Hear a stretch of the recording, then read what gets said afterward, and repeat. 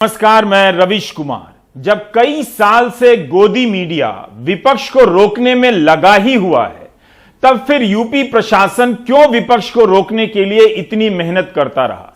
जिस पुलिस और कानून व्यवस्था को काम करने देने के नाम पर विपक्ष को रोका गया, उसका कुछ रिकॉर्ड शुरू में बता देता हूं। बलात्कार के एक मामले में बीजेपी के पूर्व विधायक कुलदीप सिंह सेंगर को लेकर कौन सी कानून व्यवस्था किस तरह से काम कर रही थी, आप फिर से उस स्टोरी को सर्च कर लीजिए। गोरखपुर में मनीष गुप्ता की हत्या के संबंध में मुआवजे और नौकरी का ऐलान तो हो गया, लेकिन अभी तक पुलिस ने 6 पुलिस वालों को गिरफ्तार नहीं किया है। पिछले साल उसी गोरखपुर की पुलिस के एक सब इंस्पेक्टर और 2 सिपाहियों ने सराफा व्यापारियों से 35 लाख का सोना चांदी लूट लिया था। 3 पुलिस वाले गिरफ्तार हुए थे। पिछले 1 साल से महोबा का पूर्व एसपी आईपीएस मणिलाल पाटीदार फरार है। उस पर बिजनेसमैन इंद्रकांत त्रिपाठी की हत्या का आरोप है।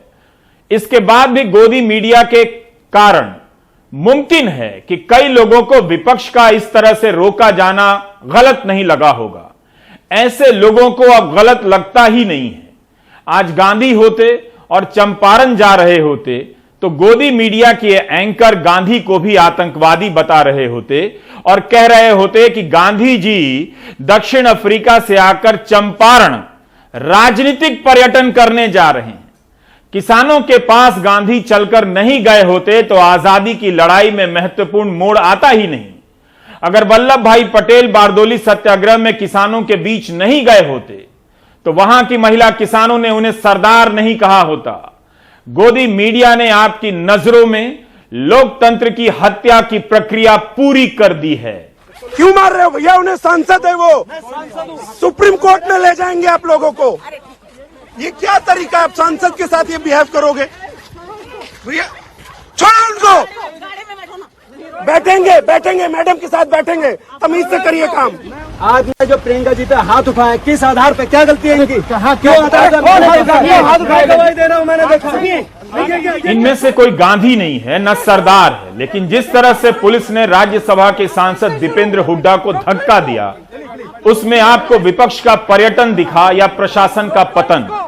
यह धक्का दीपेंद्र हुड्डा को नहीं, देखने वालों को दिया गया है, ताकि आप समझ लें कि विपक्ष मंजूर नहीं है। हटो यार यहाँ से, सामने से हटो। ठीक इसी तरह से पिछले साल इसी वक्त हाथरस में तृणमूल के सांसद डेरेक ओब्रायन को धक्का दिया गया था। तृणमूल के सांसद हाथरस की पीड़िता के घर जाना चाहते थे, जिसके शव का अंतिम संस्कार पुलिस की सुरक्षा में रातों रात कर दिया गया था। पीड़िता के शव को उसके घर के आंगन में ले जाने की इजाजत नहीं दी गई। हाथरस पहुंचने के क्रम में यूपी पुलिस ने राहुल गांधी को धक्का देकर गिरा दिया था। क्या यह किसी भी तरह से राजनीतिक पर्यटन का मनोरम दृश्य कहा जा सकता है? उस वक्त राहुल गांधी और प्रियंका को रोकने के लिए धारा 188 लगी थी और आपदा प्रबंधन एक्ट का सहारा लिया गया था। कानून है इस देश में, तुम्हारे प्रदेश में नहीं होगा। इस देश में कानून है। प्लीज कुछ नहीं, तुमने मुझे धकेल के तुम यहाँ लाए हो, मुझे जबरदस्ती ले जा रहे हो। उसी तरह से प्रियंका गांधी को लखीमपुर खीरी जाने से रोका जाने लगा। पिछले साल जो हाथरस था, इस साल लखीमपुर खीरी है। पुलिस के साथ उनकी यह बहस बता रही है कि पुलिस की ताकत का इस्तेमाल किस काम के लिए होने जा रहा है। कानून के नाम पर कागजी लिखा पढ़ी के बहाने किसी को भी जिंदगी भर के लिए फंसा देने वाली पुलिस विपक्ष को रोकने के लिए बिना लिखत पढ़त के आ गई। प्रियंका गांधी और बसपा महासचिव सतीश मिश्रा पुलिस से आदेश की कॉपी मांगते रहे, उन्हें कॉपी नहीं दी गई। प्रियंका गांधी पैदल चलती रही और बार बार रोकी जाती रही और अंत में सीतापुर में रोक ली गई। दिखाओ, इसमें बिठाओगे मुझे तो मेरा अपहरण करोगे। यह है लीगल स्टेटस तुम्हारा, समझे? मत समझो कि मैं नहीं समझती। अभी तो अरेस्ट करो। अरेस्ट करो अरेस्ट। हम खुशी से जाएंगे तुम्हारे। हमने अगर कोई गलती कर रखी है, जबरदस्ती घेर रहे हो, ढकेल रहे हो ना, इसमें आप physical assault, attempt to kidnap, attempt to molest, attempt to harm, समझे? समझती हूँ मैं सब कुछ। छू के देखो मुझे, जाके अपने अफसरों से और अपने मंत्रियों से जाके वारंट लाओ, ऑर्डर लाओ, समझे? और महिलाओं को आगे मत करो। महिला से बात करना सीखो, समझे? महिला संबंधित महिला कानून है इस देश में, तुम्हारे प्रदेश में नहीं होगा, इस देश में कानून है। प्लीज कुछ नहीं, तुमने मुझे ढकेल के तुम यहाँ लाए हो, मुझे जबरदस्ती ले जा रहे हो और तुम्हारा कोई हक नहीं है, समझे? कोई हक नहीं है। गोदी मीडिया इस पूरी प्रक्रिया को हल्का करता रहा और आप नागरिक होने की अपनी जवाबदेही से हल्के होते रहे। एक बोगस तर्क को स्वीकार करते रहे कि विपक्ष राजनीतिक पर्यटन कर रहा है। दरअसल पर्यटन ये लोग कर रहे थे जब विदेशी सांसदों को भारी सुरक्षा के बीच श्रीनगर में घुमाया गया। कभी इसका पता कीजिएगा, किसी रहस्य से यह घटना कम नहीं। 2019 के अगस्त में श्रीनगर एयरपोर्ट से विपक्ष को दिल्ली वापस कर दिया गया। वे देसी होकर कश्मीर नहीं जा सके, ये विदेशी होकर कश्मीर घूमते रहे। जब भी आपके भीतर विपक्ष मारा जाएगा, विदेशी घूमने आएगा। कश्मीर में विपक्ष के नेता साल साल भर नजरबंद किए गए और सरकार की तरफ से झूठ बोला जाता रहा। यूपी में इस मामले में झूठ बोलने की जरूरत भी नहीं है। सुबह सुबह अखिलेश यादव के घर के बाहर की यह तस्वीर बता रही है कि विपक्ष किसकी कृपा पर है। यह कोई सामान्य दृश्य नहीं है। पहली बार विपक्ष यहां नहीं रोका गया है, घर के बाहर यह ट्रक लगा दिया गया है। इसे देखते ही आपको यह दृश्य याद आ जाना चाहिए। बड़े बड़े कंटेनर जब पिछली सर्दियों में किसानों को रोकने के लिए लगाए गए थे। कम से कम यह बड़ी बड़ी नुकीली कीलें तो याद आ जानी चाहिए, या फिर कटीली तारें जिनके सहारे किसानों को दिल्ली में घुसने से रोका गया। सपा नेता अखिलेश यादव को हिरासत में ले लिया गया। अंग्रेजों से भी ज्यादा जुल्म हुआ है किसानों पर। इतना अन्याय, इतना जुल्म अंग्रेजों ने भी नहीं किया जितना किसानों के ऊपर ये भारतीय जनता पार्टी की सरकार कर रही है। और किसी की, ये केवल समाजवादी पार्टी नहीं, न जाने कितने लोग कह चुके हैं कि किसी की भी जान ले सकती है सरकार। और ये पूरी तरीके से भारतीय जनता पार्टी की सरकार असफल हुई है। सबसे पहले गृह राज्य मंत्री को इस्तीफा देना चाहिए। गृह राज्य मंत्री के साथ साथ जो मुख्यमंत्री उप थे, उनका कार्यक्रम था, जिनकी जिम्मेदारी थी कि कानून व्यवस्था बिगड़े नहीं, जब पूरी जानकारी थी तो आखिरकार वो जिम्मेदारी से कैसे हट सकते हैं, उनको भी इस्तीफा देना चाहिए। भीम आर्मी के चंद्रशेखर रावण को भी रोका गया, लेकिन वे लखीमपुर खीरी पहुंच गए। टोल के नाके पर दौड़ते भागते जयंत चौधरी को आप पर्यटन करते नहीं देख रहे हैं, बल्कि वही करते हुए देख रहे हैं जो एक नेता को लोकतंत्र में करना ही चाहिए। जहां किसानों की हत्या हुई है वहां जाना ही चाहिए। पैदल जाना चाहिए या नंगे पांव जाना चाहिए, यह पर्यटन नहीं है बल्कि राजनीति में होने का यही मतलब है।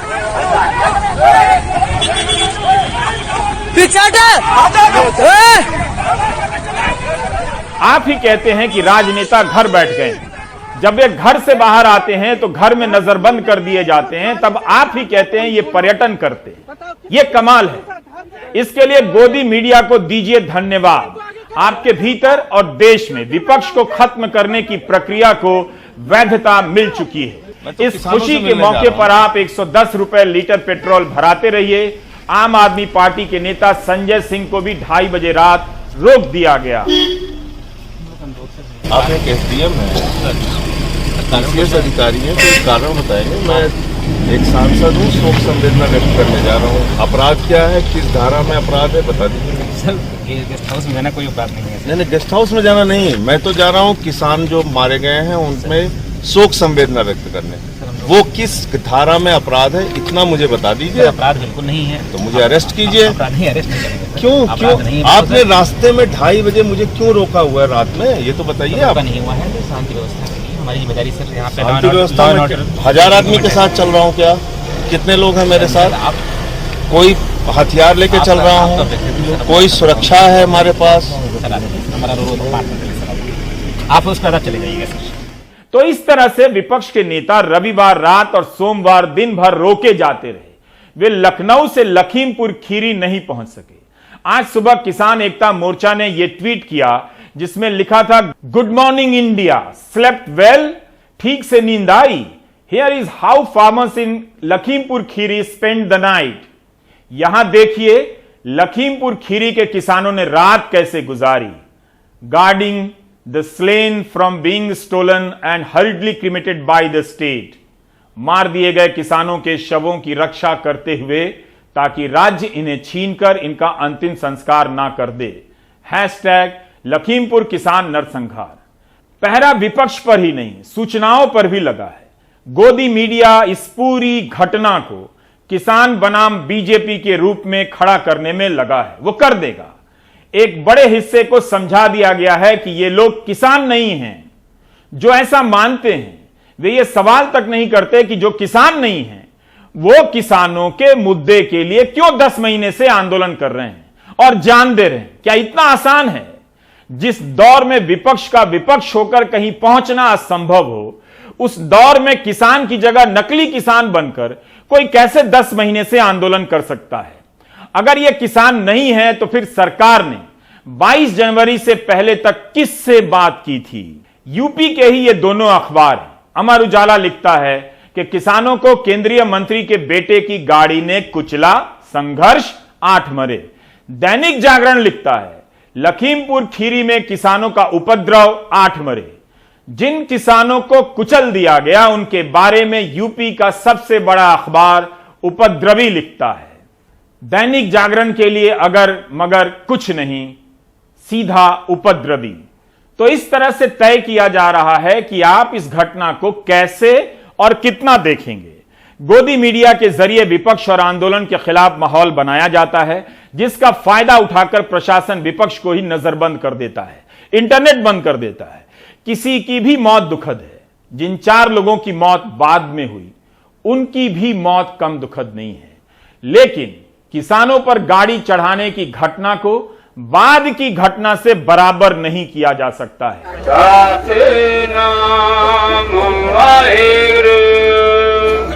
मारे गए 4 किसानों में से 3 32 साल, 20 साल और 24 साल के। एक किसान की उम्र 60 साल है। दलजीत सिंह, गुरविंदर सिंह बहराइच के हैं जो लखीमपुर खीरी आए होंगे। लवप्रीत सिंह और नक्षत्र सिंह खीरी के ही हैं। कुछ किसान घायल भी हुए। रात भर किसानों के शवों के साथ जागते रहे। उन्हें लगा कि प्रशासन जबरन अंतिम संस्कार करा देगा।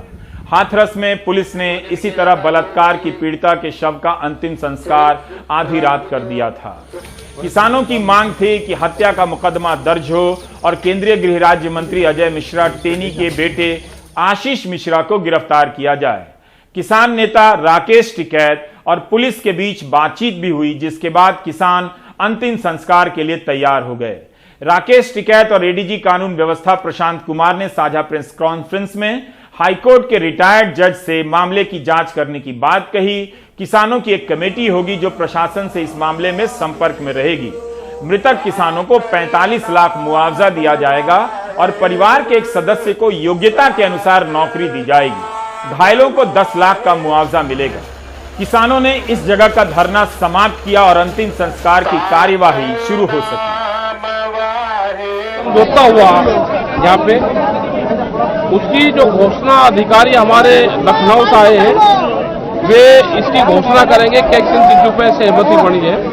वो पूर्ण रूप से गिरफ्तारी पे भी बनी है, FIR भी दर्ज हुई है, सारी चीजें हुई है और जो पैसों की भी घोषणा शुरू हुई है 45 लाख रुपया मृतक के परिवार को मिलेंगे, ये हुई है। और जो गिरफ्तारी है वो भी होगी। सारे की सारी जो भी लिखे कल FIR की कॉपी दी थी वो पूरी की पूरी उसमें दर्ज है। वो पूरी कॉपी हमारे पास मिल चुकी है। FIR में 15 लोगों के नाम हैं। इनमें केंद्रीय गृह राज्य मंत्री अजय मिश्रा टेनी और उनके बेटे आशीष मिश्रा का भी है। क्या उनके मंत्री रहते निष्पक्ष जांच हो सकती है? क्या पिता के मंत्री रहते बेटे के बारे में सही से जांच हो सकती है? यूपी की पुलिस केंद्रीय मंत्री अजय मिश्रा टेनी के बेटे अभय मिश्रा को गिरफ्तार कर पाएगी? यह वही जीप है जिसे किसानों ने आग लगा दी और भी गाड़ियां जली। बताया गया कि इसी जीप से किसानों को कुचला गया और इसमें मंत्री के बेटे आशीष मिश्रा भी थे। उनके बेटे और मंत्री दोनों का कहना है कि आशीष जीप में नहीं थे, जीप उनका ड्राइवर चला रहा था। ड्राइवर की भी हत्या हो चुकी है। मिश्रा का कहना है कि इस गाड़ी में अगर उनका बेटा होता तो गुस्साए किसान उसे जिंदा नहीं छोड़ते। कार ड्राइवर चला रहा था और उन्हें बताया गया कि पत्थर चलाने के कारण ड्राइवर ने नियंत्रण खो दिया। केंद्रीय मंत्री अजय मिश्रा के हलफनामे में थार जीप का जिक्र है और नंबर भी यही है। कह रहे हैं आप स्पॉट पे थे और ऐसे वीडियोस कुछ हैं जो आप दिखाएं कि भाई आप उस टाइम स्पॉट पे थे, या स्पॉट मतलब जहां ये कार्यक्रम हो रहा था वहां पे? दंगल के स्थान पर था, जो कि बनवीरपुर में प्राथमिक विद्यालय में दंगल का आयोजन होता, मैं वहीं पर था सुबह से लेकर के दंगल के समापन तक। ऐसे आरोप लग रहे हैं कि जो भी आपकी गाड़ी में थे, आप नहीं हो, आप ऐसा कह रहे हैं, लेकिन जो भी थार, फॉर्च्यूनर और दूसरी गाड़ी में थे, उन्होंने तेज गति से किसानों के ऊपर गाड़ी चढ़ाई और उसकी वजह से लोगों की मौतें हुई हैं। नहीं, बिल्कुल ऐसा बिल्कुल मिथ्या है ये। इसमें सच्चाई ये है कि हमारे कार्यकर्ता वहाँ से गए आदरणीय डिप्टी सीएम जी को रिसीव करने के लिए, तो वहाँ पर तिकोनिया, मेरे ख्याल से तिकोनिया क्रॉस हुए थे, तो वहाँ पर पथराव और लाठी ये उन्होंने, चूंकि थार गाड़ी हमारी आगे थी तो उस पर मारा गया। उसके मारने से हमारा वहाँ पर एक जो ड्राइवर था, हरिओम उसका नाम था, उसको वो पता नहीं उसी समय खत्म हो गया कि क्या रहा भगवान जाने, वो गाड़ी डिसबैलेंस हुई। वो गाड़ी डिसबैलेंस होने के बाद में एक तरफ पलटी पूरी, और उसमें बता रहे हैं कि जैसे अपने आप को किसान कह रहे हैं, उसमें कोई 2 व्यक्ति चोटिल हुए या जख्मी हुए, चूंकि वो लखीमपुर जनपद के भी नहीं थे। लेकिन किसान तो थे ही, चाहे नहीं किसान भाई साहब, हम उनको तो किसान नहीं कहेंगे जो इस प्रकार की घटना करे। एक सवाल है, अगर जीप में सवार सभी की मौत हो गई तो मंत्री और उनके बेटे को किसने बताया कि किसानों ने पत्थरबाजी की है? उन्होंने वीडियो दिखाने की बात की थी, वो वीडियो अभी तक सामने नहीं आया है, ना ही वो प्रत्यक्षदर्शी जिसके अनुसार किसानों ने पत्थर चलाए। गोली चलाने की घटना पर भी स्पष्टीकरण की जरूरत है, किसने चलाई भी या नहीं। अब हम आपको 2 वीडियो दिखाना चाहते हैं। बहुत छोटा वीडियो है जिसे ठीक से समझ पाना आसान नहीं टीवी के लिए, तो हम इसे रोक रोक कर दिखाने की कोशिश करेंगे जिससे उस वक्त के हालात के बारे में कुछ अंदाजा हो सके। इस वीडियो में तेजी से कारों का काफिला गुजरता है और आप बाद की 2 सफेद कारों को देख पाते हैं। जो काली जीप है आगे बहुत तेजी से निकल चुकी है। यह भी देख रहे हैं कि सड़क के किनारे किसान खड़े हैं और कारें गुजर रही हैं। यह पता नहीं चलता कि कार ने किसानों को टक्कर मारी है या नहीं, लेकिन कुछ हुआ है। अब इस दूसरे वीडियो को देखिए। काले रंग की एक जीप दिखाई देती है जो थार हो सकती है। उसके गुजरने के बाद काले रंग की एक और बड़ी गाड़ी दिख रही है। किसान सड़क के किनारे जरूर खड़े हैं, लेकिन इन 2 वीडियो में हिंसक नहीं लग रहे हैं। कार का रास्ता नहीं रोक रहे हैं, काले झंडे जरूर दिखा रहे हैं। हम जानते हैं कि सोशल मीडिया से मिले इन 2 वीडियो से ही सारी बातें स्थापित नहीं हो सकती हैं और यह जांच का विषय भी है। YouTube पर गांव सवेरा नाम से चैनल चलाने वाले स्वतंत्र पत्रकार मनदीप पूनिया ने एक प्रत्यक्षदर्शी से बात की। इस व्यक्ति ने कहा है कि मंत्री के बेटे थार जीप में सवार थे। घटना के बाद जीप से वे उतरे और पुलिस उन्हें सुरक्षित रास्तों से लेकर निकल गई।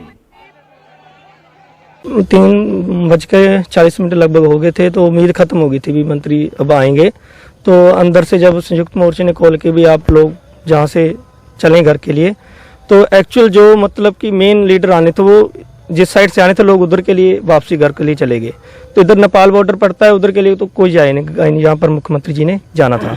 तो जब लोग जाने लगे, भीड़ बिल्कुल रोड पे आ गई, तो उसी समय हमारे जो मेन लीडर थे तेजिंदर विर्क, उनके ऊपर पर्सनली अटैक करने के लिए जो उनकी प्लानिंग थी, जब वो बाहर निकले तो उनको ऊपर बताया गया पीछे से बैक साइड से नेपाल बॉर्डर की तरफ से फॉर्च्यूनर और थार लगभग 40 से 50 की स्पीड में आई और पीछे सभी पुलिस, डीएम, एसपी सब उस साइड में थे। किसी ने कोई नहीं रोका, बैरिकेड लगी थी, हटा दी गई, गाड़ियां फुल स्पीड से आई, लोगों की पीठ थी पीछे से जब वो गाड़ियां आई और लोगों के ऊपर चढ़ती गई, कुचलती गई, लोगों को पता ही नहीं लगा भी अचानक ये हो क्या गया है। जहां पर आकर बस खड़ी थी सरकारी और बैरिकेड लगा था, जहां पर बस उनकी गाड़ियां रुक गई। गाड़ियां से उतरने के बाद पर्सनली जहां पर 50 से 60 पुलिस वाले खड़े थे, जब वो मंत्री जी का बेटा उतरा उन्होंने उनको कवर किया और इस तरफ गन्ने की तरफ ले गए और जब लोग पीछे भागे तो उन्होंने आगे से फायरिंग और आंसू गैस के गोले चलाए। तो अब इसकी भी जांच जरूरी है कि अजय मिश्रा के बेटे आशीष मिश्रा वहां थे या नहीं थे। मंत्री अजय मिश्रा ने एक बयान जारी किया है, उसमें भी वही बातें दोहराई गई हैं कि किसान अब तलवार जुड़ गया है, पत्थर और डंडों से लैस थे। उन्होंने तलवार और डंडे से हमला कर दिया और ड्राइवर हरिओम मिश्रा, बीजेपी के मंडल मंत्री श्याम सुंदर बूथ अध्यक्ष शुभम मिश्रा की हत्या कर दी। क्या यह पुलिस और मंत्री की थ्योरी है? अगर तलवारों से हत्या हो रही थी तब पुलिस क्या कर रही थी? मंत्री के लिखित बयान में किसानों के बारे में एक शब्द नहीं है। शुभम के परिवार वालों ने शिकायत दर्ज कराई है कि उनका बेटा दंगल में भाग लेने गया था, उसे तेजेंद्र सिंह विर्क और अन्य लोगों ने तलवार और लाठी से मारा है। इस राजनीति में कितने ही लोगों की मौत हो गई, नेता आगे बढ़ जाएंगे, लेकिन जिनके यहां मौत हुई है वो उम्र भर सिसकते रहेंगे। शुभम की हत्या का आरोप जिस तेजिंदर सिंह विर्क पर लगाया गया है, ट्रिब्यून की संवाददाता सुमेधा शर्मा ने ट्वीट किया है कि तेजिंदर सिंह विर्क को चोट आई है, गंभीर चोटें आई हैं। डॉक्टरों ने रुद्रपुर से मेदांता अस्पताल में भर्ती के लिए कहा है। हमारे सहयोगी कमाल खान ने घायल किसानों से बात की। हमारे साथ यहाँ सोनी जी हैं जो लखीमपुर खीरी के ही पलिया इलाके के किसान हैं। वो यहाँ पे आए थे काले झंडे दिखाने के लिए। इनका कहना है कि इनके पैर के ऊपर ये गाड़ी चढ़ गई है। ये इन्होंने यहाँ पे प्लास्टर लगाया हुआ, ये उसके चश्मदीद गवाह हैं। क्या हुआ था थोड़ा बताइए। सांसद जी के लड़के इधर से तिकुनिया की साइड से गाड़ी भगाते गुंडों से भरी हुई गाड़ियाँ लेके आए और भगाते 120 की स्पीड से भगाते हुए लेके आए। फिर ऊपर हम लोगों के ऊपर रोनते हुई चली गई। हमारे साथ तेजेंद्र विर्क जी भी थे जो अध्यक्ष हैं हमारे उत्तराखंड के, वो भी थे, उनको भी कुचल दिया, उनके भी सरों में चोटें आई। और भी हमारे किसान हैं, 4 से 5 किसान शहीद हो गए इसमें। तो फिर क्या हुआ थोड़ा बताइए। चीख पुकार मच गए, वो भाग गए? हाँ भाग गए, वो सांसद जी के लड़के फायरिंग करते हुए भाग गए।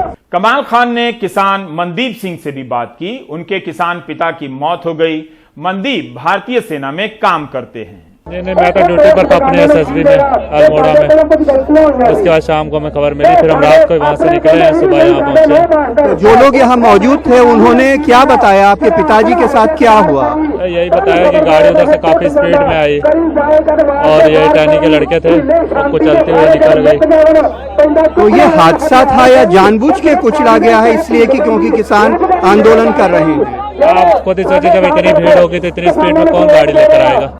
25 सितंबर को केंद्रीय गृह राज्य मंत्री अजय मिश्रा टेनी ने संपूर्णा नगर की जनसभा में बोल दिया, आप भी ध्यान से सुनिए, कि सुधर जाओ नहीं तो सामना करो आकर, हम सुधार देंगे। मैं सिर्फ सांसद और विधायक नहीं हूं, इससे पहले मैं क्या था यह भी जान लें, लखीमपुर छोड़ना पड़ जाएगा। क्या प्रधानमंत्री को मंत्री बनाते समय यह पता था कि इससे पहले ये क्या थे? वैसे लोकतंत्र की मां मदर भारत में किसी मंत्री का यह बयान काफी होना चाहिए कि प्रधानमंत्री के कर कमलों द्वारा वो बर्खास्त कर दिया जाए। लेकिन मंत्री जी पहले क्या रहे होंगे, मैं यही सोच रहा हूं। इसका अंदाजा मंत्री जी के इस वायरल वीडियो से हो जाता है। इसमें वे कार का शीशा नीचा कर किसानों को ठेंगा दिखा रहे हैं, थम्स डाउन कर रहे हैं, उकसा रहे हैं, चिढ़ा रहे हैं। सड़क की दूसरी तरफ किसान उन्हें काले झंडे दिखा रहे हैं। क्या लोकतंत्र की मां, इंग्लिश में मदर, भारत के किसी मंत्री को ऐसा करना शोभनीय है? नहीं है तो इन्हें कैबिनेट मंत्री बनाया जाना चाहिए। ऐसे 10-15 लोग यहाँ पर शोर मचाते हैं तो यहाँ पूरे देश में फैल जाना चाहिए था आंदोलन। अगर कृषि कानून खराब होते क्यों नहीं फैला? 10-11 महीने हो गए। मैं ऐसे लोगों को कहना चाहता हूँ कि सुधर जाओ, नहीं तो सामना करो आके, हम आपको सुधार देंगे। 2 मिनट लगेगा केवल। पीलीभीत से बीजेपी के सांसद वरुण गांधी ने मुख्यमंत्री आदित्यनाथ को एक पत्र लिखा है कि किसानों को निर्दयता पूर्वक कुचलने की जो घटना हुई है उससे सारे देश में पीड़ा और रोष है। किसान हमारे नागरिक हैं, उनके साथ संयम पूर्वक बर्ताव होना चाहिए। बीजेपी की सहयोगी जनता दल यूनाइटेड के वरिष्ठ नेता केसी त्यागी ने गृह राज्य मंत्री अजय मिश्रा के इस भाषण को उकसाऊ बताया है। कहा है कि जिस कार्यक्रम में यह भाषण दिया गया उसमें मंत्री को काले झंडे दिखाए गए थे, बाद में काला झंडा दिखाने वाले किसानों के यहां छापे पड़े और केस हुआ। क्या यह तनाव पैदा करना नहीं है? काला झंडा दिखाना कौन सा बड़ा अपराध है कि इस पर छापे पड़ेंगे और मुकदमे किए जाएंगे? देखिए, 25 सितंबर को राज्य मंत्री मिश्रा जी के कार्यक्रम में काले झंडे दिखाए जाते हैं। उसके बाद किसानों का आंदोलन चल ही रहा सब जगह। जिन लोगों ने काले झंडे दिखाए उन लोगों के घरों पे छापे पड़े, पुलिस ने उनके खिलाफ केस दर्ज किए। उसी बीच में केशव प्रसाद मौर्य डिप्टी सीएम का वहां पे प्रोग्राम तय हो जाता है और हालात इतने खराब हो जाते हैं कि डिप्टी सीएम को हेलीपैड छोड़ने के बजाय बाई रोड आना पड़ता है। एलआईयू की रिपोर्ट है कि उन्होंने इस बात की चेतावनी पहले दे दी थी, लेकिन फिर भी कोई तैयारी नहीं की गई। इसके लिए कौन जिम्मेदार है? पिछले 10 दिन से, यानी कि 25 तारीख से लेकर के 5 और 3 8 दिन तक जिला प्रशासन, एलआईयू, आपकी सीआईडी क्या करते रहे और उन लोगों पर पहले से मुकदमे दर्ज थे, जिसमें इनके परिवार के सदस्यों के द्वारा दिए गए वक्तव्य, जिसमें यह कहना राज्य का कि पलिया नहीं लखीमपुर खीरी तक छोड़ना पड़ जाएगा, ये किसी संभ्रांत राजनेता की भाषा नहीं। अच्छी बात है कि किसी ने गलत को गलत कहा, लेकिन केसी त्यागी को पता होना चाहिए कि मोदी मंत्रिमंडल में एक मंत्री हैं जिनका गोली मारने के नारे लगाते हुए का वीडियो सामने आया था। मंत्री जी राज्य मंत्री से कैबिनेट मंत्री हो गए। यही नहीं, घटना के बाद मंत्री अजय मिश्रा ने बयान दिया है कि इलाके में किसानों के बीच बब्बर खालसा जैसे आतंकी संगठन सक्रिय हैं। अगर ऐसा है तो फिर यूपी सरकार ने मुआवजे और सरकारी नौकरी का ऐलान क्यों किया? क्या सरकार ने सुनिश्चित कर लिया है कि ये बब्बर खालसा से जुड़े हुए लोग नहीं हैं? निश्चित रूप से किसानों के बीच में छुपे हुए उपद्रवी, जैसे लगातार किसान आंदोलन शुरू होने के समय से ही बब्बर खालसा ऐसे बहुत सारे आतंकवादी संगठन लगातार ये प्रयास कर रहे थे कि देश में अशांति को फैलाया जाए, देश में अराजकता बढ़े, और इसी क्रम में मुझे लगता है ये घटना हुई है। 10 महीने से चल रहे किसान आंदोलन के दौरान कई बार किसानों को उकसाया गया, लेकिन उन्होंने शांति का रास्ता नहीं छोड़ा। लखीमपुर खीरी की घटना के बाद भी पुलिस की बातचीत के बाद किसान जल्दी मान गए और शांति को रास्ता दे दिया, लेकिन किसान आंदोलन को लेकर आतंकवाद का भूत खड़ा करने का यह अभियान थम नहीं रहा। 1 महीना पहले करनाल के तत्कालीन एसडीएम आयुष सिन्हा अपने सिपाहियों को निर्देश दे रहे थे कि किसानों का सर फोड़ दें। अब हरियाणा के मुख्यमंत्री का एक वीडियो आया है। वे बीजेपी के कार्यकर्ताओं से कह रहे हैं कि अपना संगठन बनाना है और किसानों पर कैसे लाठी चलानी है। और अगर हर जिले में, खास करके ये उत्तर और पश्चिम हरियाणा के, दक्षिण हरियाणा में समस्या ज्यादा नहीं है, लेकिन उत्तर पश्चिम हरियाणा के हर जिले में अपने किसानों के 500, 700, 1000 लोग आप लोग अपने खड़े करो, उनको वॉलंटियर बनाओ और फिर जगह जगह 60-60 समाज चले। क्या अर्थ होता है इसका? जैसे को तैसा ठालो ठंडे हैं, ठीक है। मुख्यमंत्री ही अपने संगठन के लोगों को डंडे चलाने की सीख दे रहे हैं। अगर इस तरह का वीडियो किसी किसान का मिल गया होता तो गोदी मीडिया क्या हाल करता किसानों का। इस एक वीडियो के आधार पर भारत की जनता को ही किसानों के खिलाफ भड़का देता। किसान मोर्चा ने राष्ट्रपति को पत्र लिखा है कि मुख्यमंत्री को बर्खास्त करें।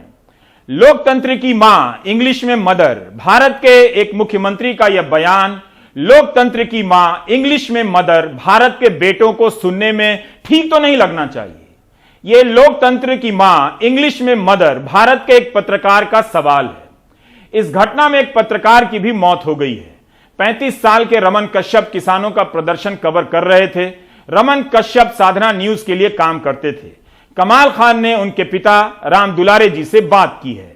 तो उधर से भी काफिला आ रहा था और इधर से भी आ रहा था, उसके बीच में वो थे। तो उसमें सर जो पत्रकारों का काम होता है वो इसीलिए, मतलब वो भी उनका काम था, तो उसी वहीं गए थे रिपोर्टिंग के लिए।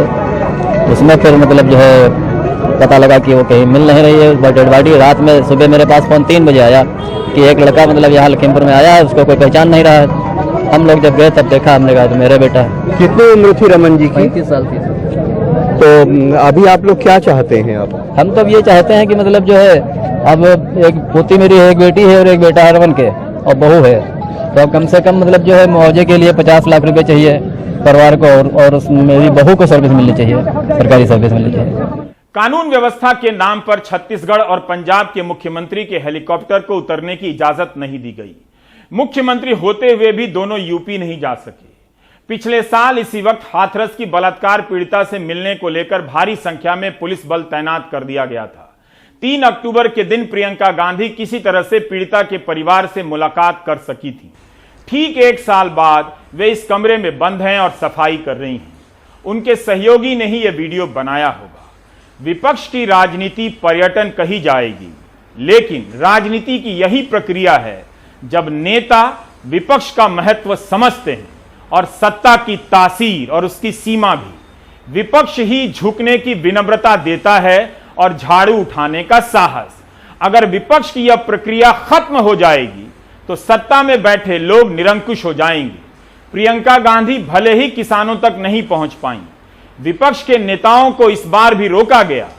सब पूछते रहे कि रोकने का कारण बताइए, गिरफ्तार कर लीजिए, लेकिन जवाब नहीं मिला। जो घटनाक्रम हुआ उसके जो जिम्मेदार लोग सत्ता में बैठे हैं उनको इस्तीफा देना चाहिए। नैतिकता के आधार पर, प्रमाण के आधार पर कोई कार्रवाई नहीं हो रही, उनको बचाने का काम कर रहे हैं। इसलिए इनकी नीयत में खोट है। किसानों के हितों के खिलाफ ये लोग कानून बनाते हैं। देश में आंदोलन चल रहा है, चलता रहेगा। ये तीनों कृषि कानूनों को हम वापस करा के मानेंगे। लेकिन जिन लोगों की शहादत हुई है, जो लोग मारे गए हैं किसान निर्दोष, उनके जो कार्रवाई करनी है सरकार को, वो मैं समझता हूं सिटिंग सुप्रीम कोर्ट का जज कोई करेगा। समय सीमा निर्धारित होगी, तब उनको न्याय मिलेगा। संवेदनशील सरकार है योगी जी की, और इसको गहराई से जाते हुए इसका इन्वेस्टिगेशन हो रहा है। और मुख्यमंत्री जी स्वयं कह चुके हैं, जो भी दोषी होएगा उसको कड़ी से कड़ी सजा दी जाएगी। लेकिन जो विपक्ष के लोग हैं वो राजनीतिक अवसरवादी हैं और चुनाव सिर पे है, तो उसको देखते हुए एक पॉलिटिकल टूरिज्म चल रहा है। अब लखीमपुर की तरफ जाएंगे और पॉलिटिकल टूरिज्म के साथ साथ एक जो पॉलिटिकल कंपटीशन होता है उसके लिए भी होड़ लग गई है। मूल बात यह है कि किसानों के साथ ऐसा क्यों किया जा रहा है। उन्हें लेकर हरियाणा के मुख्यमंत्री हों या फिर केंद्रीय गृह राज्य मंत्री हों, इस तरह के बयान अभी तक क्यों दिए जा रहे हैं? क्या यह सत्ता का पर्यटन है या सत्ता का अहंकार है? किसी को देश से ही निकालने की बात हो रही है तो किसी को लखीमपुर खीरी से निकालने की धमकी दी जा रही है। पूरे देश को नेताजी का मोहल्ला बना दिया गया है। आप ब्रेक ले लीजिए।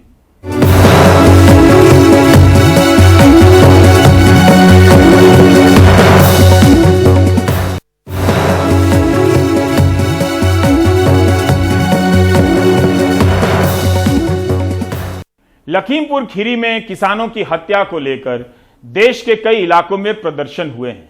बेंगलुरु से लेकर ग्रेटर नोएडा तक, पंजाब और हरियाणा के कई इलाकों में भी। लहू है, जिस्म च जान है, एक काले कानून पंजाब च लागू नहीं होने देंगे।